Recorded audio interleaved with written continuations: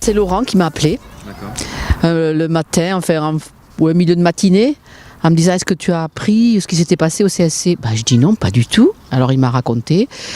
Du coup j'ai fini de m'habiller, de me préparer, j'ai laissé tout ce que j'avais à faire et je suis montée sur mon vélo et je suis venue au CSC voir les dégâts et puis soutenir l'équipe et ceux qui étaient là.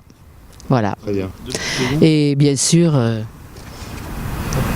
devant, effectivement, on ne voyait pas grand-chose. On m'a dit, fais le tour. Alors là, ça a été la désolation et le coup de grâce.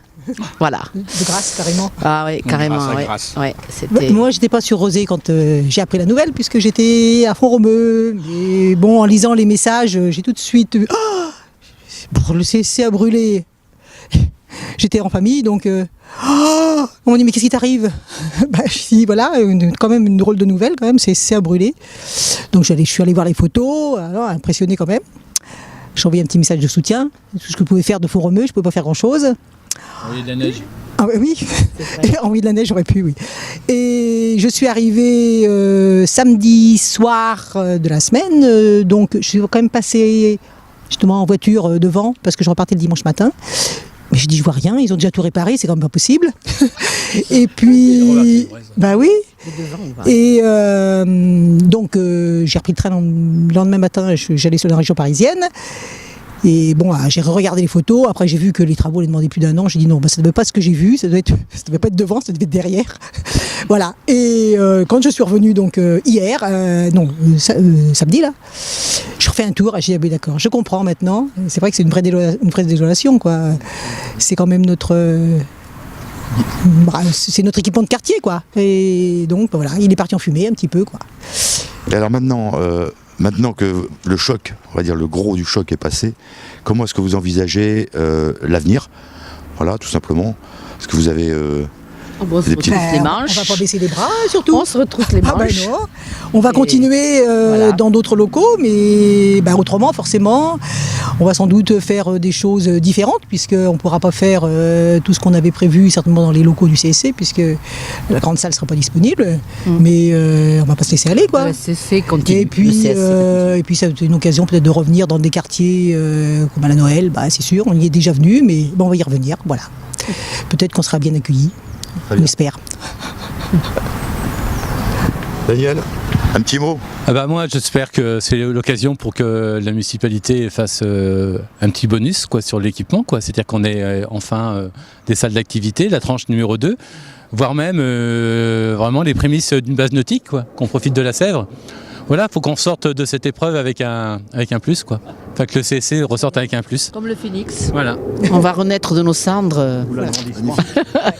L'agrandissement de la grande salle. Non, mais c'est vrai que c'est peut-être l'occasion de créer des changements. Oui, c'est ça, c'est que à refaire, à restaurer un CSC, tant vaut-il en profiter pour un peu l'agrandir, avoir un peu plus de salles d'activité, peut-être repenser tout le rapport à la Sèvre, avec peut-être un pôle nautique, arranger peut-être aussi les problèmes d'évacuation, avec les mauvaises odeurs, etc. Il y a des problèmes quand même dans le sous-sol qui n'ont jamais été réglés parce que c'était trop important.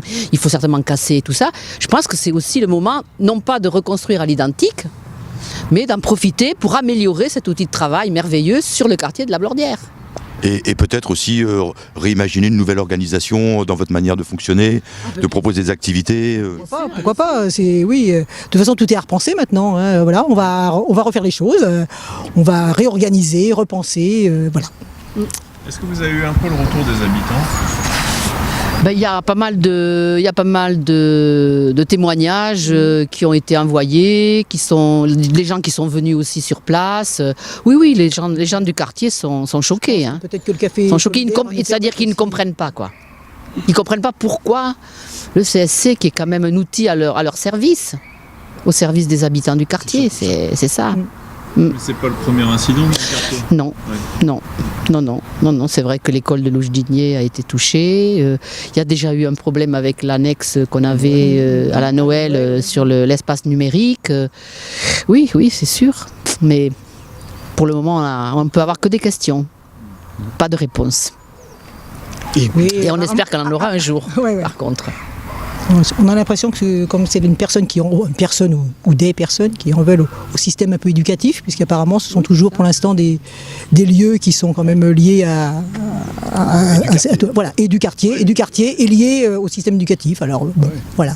Ils se sont attaqués aussi au parc de la Marinière aussi, truc à la Marinière. Oui, mais il n'y a pas longtemps là qu'ils ont essayé de mettre le feu, puis les gendarmes sont venus, ils ont pris les empreintes, mais bon, c'est pareil, là ils n'ont pas pu prendre des empreintes au CSC.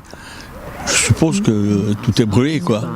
Mais bon, c'est quand même tout dans le quartier, quoi.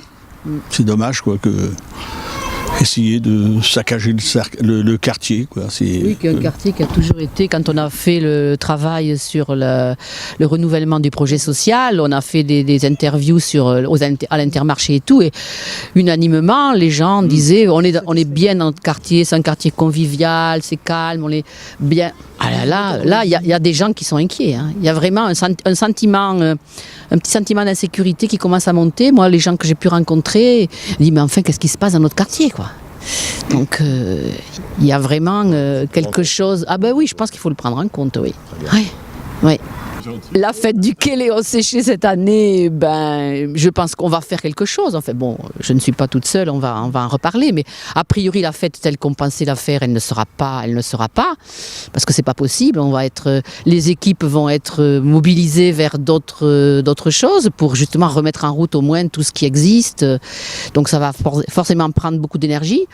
Donc on ne pourra pas mettre cette énergie-là dans la fête du quai traditionnelle telle qu'on avait l'habitude de la voir, mais il y aura quand même quelque chose. Quelque chose, je ne sais pas encore le contenu, mais il y aura quelque chose pour marquer au moins le festif. Le fait de festif, encore. Oui. Il y a une réelle volonté, enfin, le CA l'a évoqué, le bureau, enfin voilà, c'est les habitants, bien sûr, si on faisait rien, ce serait vraiment baisser les bras, comme dit Henri. Non, c'est important de pouvoir se manifester et se dire on est toujours là et puis on va faire encore des belles choses ensemble.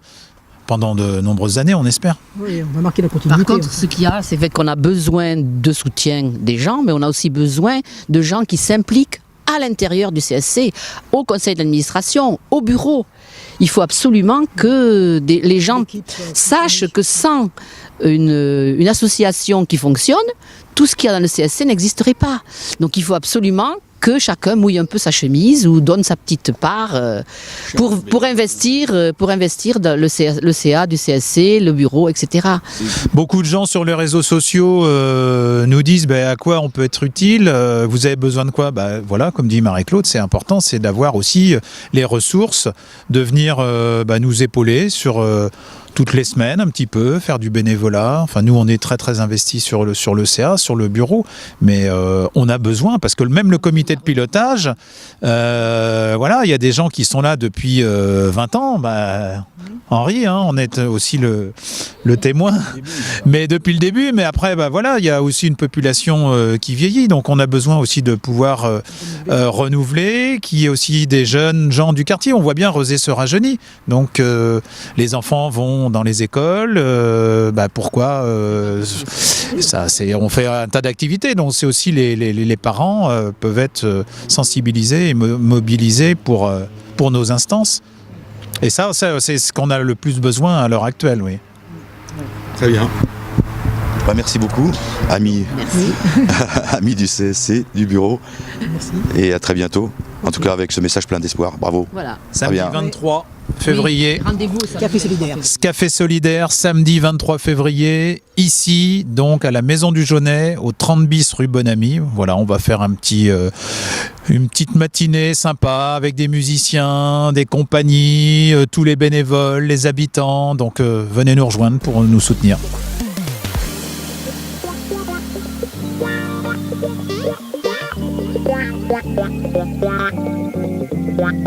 Wow.